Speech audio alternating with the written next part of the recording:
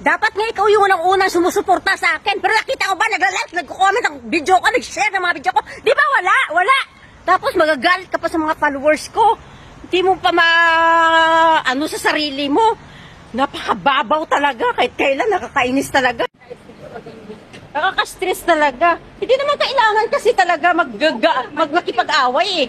Alam mo, simple, babaw ng dahilan ha. Ang babaw. Kasi kung lalaki lang ang pag-uusapan, napakarami ditong lalaki sa Hong Kong. Hindi yung kukuha ko sa followers ko. Sino pagsisilusan mo sa followers ko? Alam mo, sa totoo lang, napakarami followers ko nag-a-admire sa akin. Baka nakalimutan mo. Malapit na ako mag 100,000 followers. Hindi lang yan. How much more? Baka pag milyones na yung followers ko dyan. Kakainis talaga. Alam mo, ginagalit talaga ako eh. Kung saan pa na mag-i-enjoy ka, doon ka pagagalitin talaga. Hindi naman eh. Sus, huwag kang kumuha kasi ng karelasyon na vlogger. Nang sa ganun, walang may mag-a-admire. Kakainis talaga. Hindi yung gagalitin mo ako ng gagalitin. Kung gusto mong kipag-hiwalay, hiwalay. Hindi yung dami pang rason, hahanap pa ng rason, hahanap pa ng dahilan.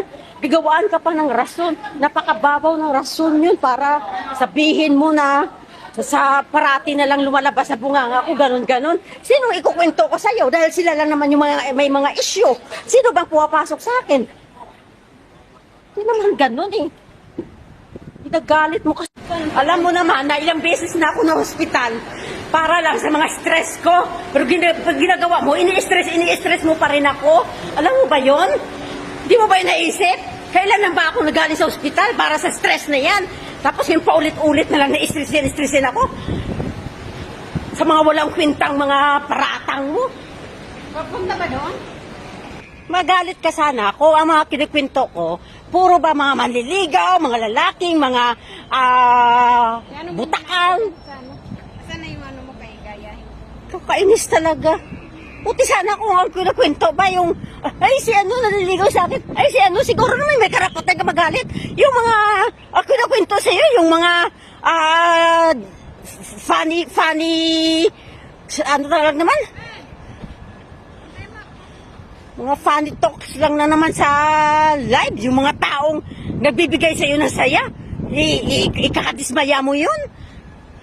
Dapat, kung ayaw mo kasi masapawan kanila na mabigyan ako ng lingaw dito, di sana ginagawaan mo ng paraan na mas pa doon, hindi yung awayin ako. Nakaka-stress talaga kahit kailan. Nakaka-stress. Alam mo, sa totoo lang, kung gusto mo talaga pag-uusapan yung problema, dapat hindi mo na pinaabot ng linggo.